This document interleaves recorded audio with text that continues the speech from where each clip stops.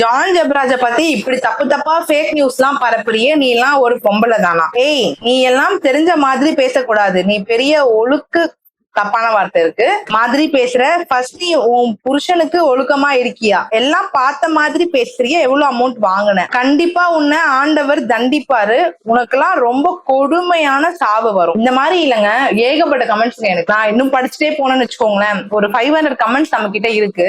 இந்த விஷயத்த மக்களுக்கு தெரியப்படுத்தணும்னு நினைக்கிறேன். ஜான் ஜெபராஜ் அப்படின்ற நம்பர் யாருன்னே எனக்கு தெரியாதுங்க. இது வரைக்கும் அவரோட வீடியோஸ் கூட பெரிய அளவுல பார்த்தது இல்ல. அப்படி இருக்கும்பொழுது வந்த நியூஸ, அந்த நியூஸ்ல என்ன இருக்கு, அதுக்கு லீகலா என்ன பண்ணலாம் அப்படின்றத பத்தி மட்டும்தான் நான் பேசியிருக்கேன். மத்தபடி ஜான் ஜெபராஜ பத்தி நான் வேணும்னு இந்த விதமா பேசல. மக்கள் பேசலாம் எப்படி இருக்குன்னா, இந்த ஒரு விஷயம் நடக்கவே இல்லை, இந்த யூடியூப் சேனல் நான் தான் ஃபர்ஸ்ட் அப்லோட் பண்ணி போட்ட மாதிரி இருக்குங்க. பட் இது எதுவுமே உண்மை கிடையாது. நடந்த விஷயத்துல நியூஸ்ல என்ன சொல்றாங்களோ, என்ன நடந்திருக்கோ, அரெஸ்ட் பண்ணிருக்க விஷயம் என்னவா இருக்கோ, இதுக்கு லீகலா என்னென்ன பண்ணுவாங்க, லீகலா என்னென்ன மெத்தட் இருக்கு அப்படின்னு உங்களுக்கு ஒரு அவேர்னஸ் கொடுக்கணுன்றதுக்காக தான் ஃபர்ஸ்ட் நான் இதை பண்ணிட்டு இருக்கேன். மத்தபடி ஜான் ஜெபராஜ் நான் பழி வாங்கணுன்றதுக்காகவும் இல்ல தப்பா சொல்லணுன்றதுக்காகவும் எனக்கு ₹1 இதுல பிரோஜனம் கிடையாதுங்க. எல்லாருமே சொல்லிட்டு இருக்கீங்க காசு வாங்கிட்டு பண்ண அப்படின்ட்டு. என்னோட இன்ஸ்டாகிராம் அக்கௌண்ட் பேஜ் போனா உங்களுக்கு தெரியும். என்னோட பேஜ் பாத்தீங்கன்னா ஹரிணி அட்வொகேட். அரௌண்ட் பாத்தீங்கன்னா 4.5 lakh சப்ஸ்கிரைபர் நான் வச்சிருக்கேன். என்னோட இன்ஸ்டாகிராம்ல நீங்க ஸ்க்ரோல் பண்ணி பாருங்க. இதுக்கு நான் ஒரு ப்ரமோஷன் பண்ணிருக்க மாட்டேங்க. உங்க காசு தான் முக்கியம் அப்படின்னா நிறைய பேர் ப்ரமோஷன் பண்ணிட்டு இருக்காங்க, தப்புன்னு நான் சொல்ல வரல. சோ நானுமே அசால்ட்டா ப்ரமோஷன் பண்ணிட்டு போயிட்டே இருந்திருப்பேன். நடந்த விஷயத்த நடந்த மாதிரி சொல்றேன். எனக்கு வந்து நியூஸ் என்ன, நியூஸ் நானும் உங்களை மாதிரி தான் பாக்குறேன். அப்படி பார்க்கும்போது இதுக்கு லீகலா என்ன ரெமடிஸ் இருக்கு அதை சொல்றதா ஒரு அட்வொகேட்டோட ஒர்க். அதுதான் நான் பண்ணிட்டு இருக்கேன். அந்த நியூஸ்ல நான் பார்க்கும்போது ஜான் ஜெபராஜ் மேல அவரோட மாமனாரே பாத்தீங்கன்னா கம்ப்ளைண்ட் கொடுத்திருக்காரு. என்ன மாதிரி கம்ப்ளைண்ட் கொடுத்திருக்காருன்னு பாத்தீங்கன்னா, அவங்க மாமனார் வந்து ஒரு குழந்தைய தத்து எடுத்து வளர்த்துட்டு இருக்காரு. அந்த குழந்தைக்கு 17 வயசு ஆயிட்டு இருக்குங்க. அந்த குழந்தை வந்து வீட்டுல இருக்கும் பொழுது ஏதோ பார்ட்டி கொண்டாடி இருக்காங்க. அப்படி கொண்டாடி இருக்கும் போது ஜான் ஜெபராஜ் இந்த 17 வயசு குழந்தைகிட்டையும், பக்கத்து வீட்டுல ஒரு ஃப்ரெண்ட் இருக்கு அந்த 17 வயசு குழந்தைக்கு, அந்த குழந்தையோட பாத்தீங்கன்னா ஒரு 14 வயசு தான் இருக்கும். அந்த 2 குழந்தைகிட்டையும் வந்து பாத்தீங்கன்னா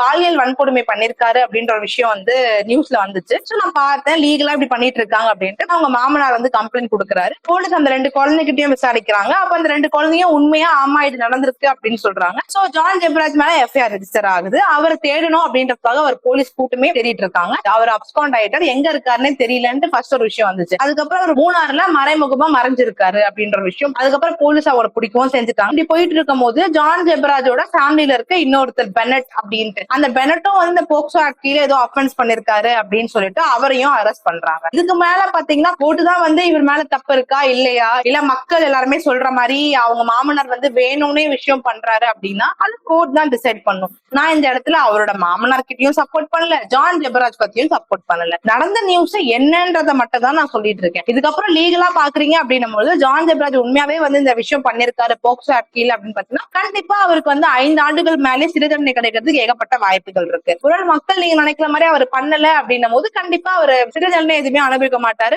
நார்மலா நல்ல லைஃப் தான் வாழ்வாரு. சோ இது எல்லாமே கோர்ட் தாங்க டிசைட் பண்ணும். உங்களுக்கு ஒரு நபரை பிடிச்சிருக்கு அப்படின்றதுக்காக ஒரு நியூஸ் வருது அப்படின்னும் போது அந்த நியூஸ பொய்யா உண்மையா அப்படின்றத நீங்க தான் தீர்மானிக்க பண்ணிக்கணும். பட் நடந்த நியூஸ் பத்தி மட்டும் தான் நான் பேசினே தவிர எனக்கும் இதுக்கு எந்த சம்பந்தமே கிடையாதுங்க. சோ மக்கள் இதை நீங்க கண்டிப்பா புரிஞ்சுக்கணும்னு நினைக்கிறேன். அதே மாதிரி உங்களுக்கு இன்னொன்னு சொல்ல விரும்புறேன். ஆன்டிசிபேட்டரி பெயில் போட்டாரு, அந்த பெயில கோர்ட் ரிஜெக்ட் பண்ணிட்டாங்க. ரிஜெக்ட் பண்ணி அவர் அரெஸ்டும் பண்ணிட்டாங்க. அரெஸ்ட் பண்ணிட்டதுக்கு அப்புறம் ப்ரொசீடிங்ஸ் நடக்கும். ப்ரொசீடிங் நடக்கும் போது ஜான் ஜெபராஜ் பாத்தீங்கன்னா அவர் தரப்புல இருக்க நியாயங்கள் சாட்சிகள் எல்லாமே முன் வந்து வைப்பாரு கோர்ட் முன்னாடி. தென் அந்த ஆப்போசிட்ல இருக்கவங்களும் வைப்பாங்க. கோர்ட் 2 சைடும் பார்த்துட்டு என்ன தீர்மானம் ஆகும்ன்றத நம்ம அப்பதாங்க டிசைட் பண்ண முடியும். சோ இது எல்லாருமே தெரிஞ்சுக்கோங்க. நான் சொல்றத பத்தி என்ன நினைக்கிறீங்கன்ற கமெண்ட்ஸ் சொல்லுங்க. தென் இந்த மாதிரி நிறைய தெரிஞ்சுக்க நம்ம பேஜை சப்ஸ்கிரைப் பண்ண மறந்துடாதீங்க. தேங்க்யூ.